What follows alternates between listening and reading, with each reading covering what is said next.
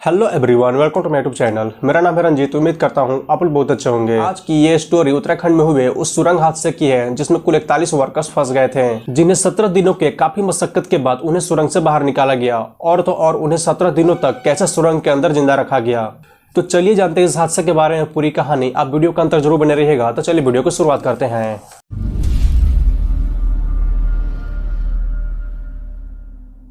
North India के पहाड़ी क्षेत्रों में एक सिलकियारा टनल को कंस्ट्रक्ट किया जा रहा था। 12 नवंबर 2023 को करीब सुबह 5 बजे 41 वर्कर्स अपने काम को खत्म करके सुरंग से बाहर जा रहे थे। वो सभी वर्कर्स सुरंग से बाहर निकल ही रहे थे कि उन्हें एक जोरदार आवाज सुनाई दिया। इसके साथ ही धूल मिट्टी ने पूरे टनल के अंदर अंधेरा सा फैला दिया। कुछ समय बाद ही सभी मजदूरों को पता लग गया कि एक बहुत बड़ा लैंडस्लाइड यहाँ पे हुआ है और वे बुरी तरह से सुरंग में फंस चुके हैं। लैंडस्लाइड के तुरंत बाद बाहर मौजूद लोगों के बीच भगदड़ सी मच गई और सबको यही लग रहा था कि पूरा टनल ही कोलैप्स कर गया है। सुरंग में हुए हादसे की खबर बहुत तेजी से देश भर में फैलने लगी। इसके तुरंत बाद सरकार हरकत में आई और वहां पर इमरजेंसी डिक्लेयर कर दी गई। सबसे पहला स्टेप ये जानने का था कि अंदर दबे लोग जिंदा भी हैं या नहीं, लेकिन उससे भी पहले ये जानना जरूरी था कि लैंडस्लाइड पूरे टनल में कोलैप्स हुआ है या फिर सिर्फ थोड़े ही दूर में। इसके बाद फौरन मशीनें लाई गई और लैंडस्लाइडिंग में ड्रिलिंग शुरू कर दी गई। अभी पाइप सिर्फ 60 मीटर ही अंदर गया था कि ड्रिलिंग मशीन पर जोर पड़ना खत्म हो गया, जो कि एक खुशखबरी थी क्योंकि ड्रिल मशीन पर जोर नहीं लगने का मतलब है टनल सिर्फ 60 मीटर तक ही कोलैप्स हुआ है। जहां रेस्क्यू टीम को खुशखबरी मिली थी, वहीं उन्हें एक सवाल सताया जा रहा था कि अंदर मौजूद मजदूरों की कंडीशन क्या है, क्योंकि ऐसा भी हो सकता है कि सुरंग के अंदर 2-3 जगह पर कोलैप्स हुआ हो। फिर अगले दिन 13 नवंबर को एक मोटा पाइप उसके अंदर ड्रिल करने का फैसला किया गया ताकि सुरंग के अंदर फ्रेश ऑक्सीजन पहुंचाया जा सके। ये पाइप तो सिर्फ 6 इंच मोटा था, लेकिन इस पाइप को ड्रिल करना किसी खतरे से कम नहीं था, क्योंकि ऐसा भी हो सकता है कि ड्रिलिंग की वजह से दूसरी लैंडस्लाइड हो जाए। लेकिन खुदकिस्मती से इस पाइप को 60 मीटर अंदर भेज दिया गया। फिर कुछ ही समय के अंदर वर्कर्स ने अपने सभी साथियों के ठीक होने का मैसेज बाहर वालों को दिया। ये खबर रेस्क्यू टीम के लिए और उस साइट पर मौजूद सभी लोगों के लिए खुशखबरी से कम नहीं थी। अंदर फंसे 41 वर्कर्स बिल्कुल सही सलामत मौजूद थे और इस वक्त तक उन्हें फंसे हुए 24 घंटे से भी ज्यादा हो चुके थे। पर यह खुशी का माहौल जल्द ही उदासी में बदल गया जैसे ही उन्हें पता लगा कि उन्हें बाहर निकालने के लिए मलबे का हटाना या उसमें सुराख करना इतना भी आसान होने वाला नहीं था। 14 नवंबर 2023 को टनल को कोलैप्स हुए पूरे 2 दिन से भी ज्यादा हो चुके थे और अभी तक मजदूरों को निकाला नहीं जा सका था। फिर रेस्क्यू टीम ने करीब 2.5 फीट चौड़े पाइप को अंदर ड्रिल करने का फैसला किया। ये इतना बड़ा पाइप था जिसमें वर्कर्स चल कर तो नहीं, लेकिन क्रॉल करके बाहर निकल सकते थे। लेकिन ड्रिलिंग के दौरान वही हुआ जिसका डर था। 2.5 फीट के पाइप को ड्रिलिंग के दौरान फिर से लैंडस्लाइडिंग शुरू हो गई, जिसमें रेस्क्यू टीम के 2 मेंबर्स को जख्मी भी कर दिया।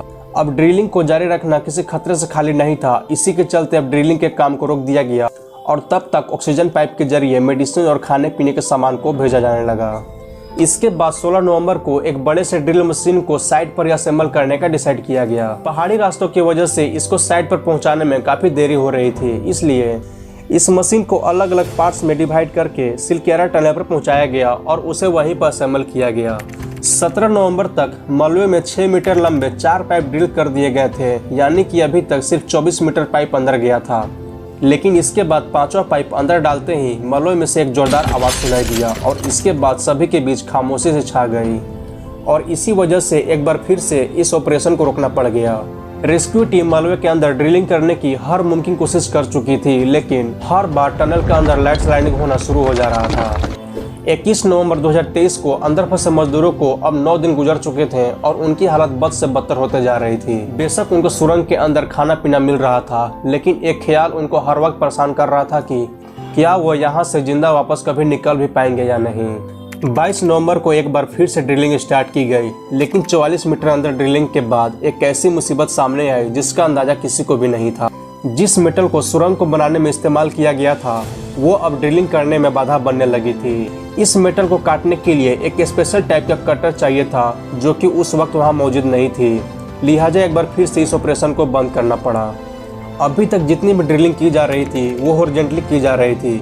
फिर इसके बाद विचार किया गया कि पहाड़ के टॉप पर से वर्टिकली ड्रिलिंग किया जाए और पाइप को सीधा उस जगह पर भेजा जाए जहां पर लैंडस्लाइडिंग नहीं हुई है, तो पॉसिबल है कि दोबारा कोई रुकावट बीच में नहीं आएगी।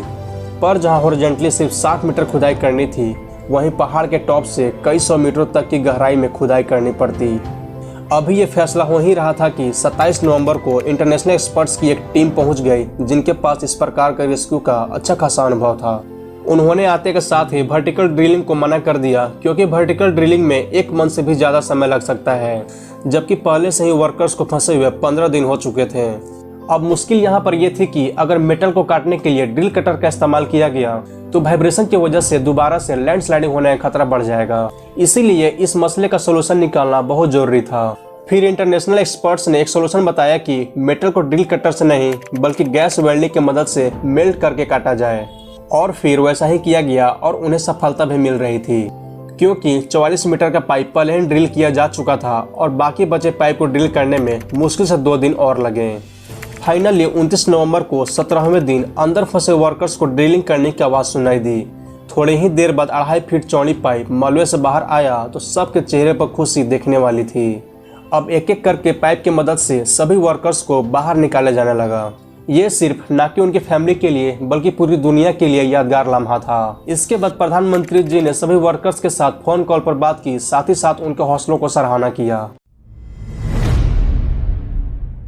तो आज के स्टोरी में सिर्फ इतना ही। आपको कैसा लगा यह कहानी सुनकर मुझे कमेंट बॉक्स में जरूर बताइएगा। साथ ही साथ मेरे वीडियो को लाइक कीजिएगा, शेयर कीजिएगा, और मेरे चैनल पर नए हैं तो जरूर सब्सक्राइब कर लीजिएगा। तो मैं आपसे मिलता हूँ अपने नेक्स्ट वीडियो में। Thank you and bye bye.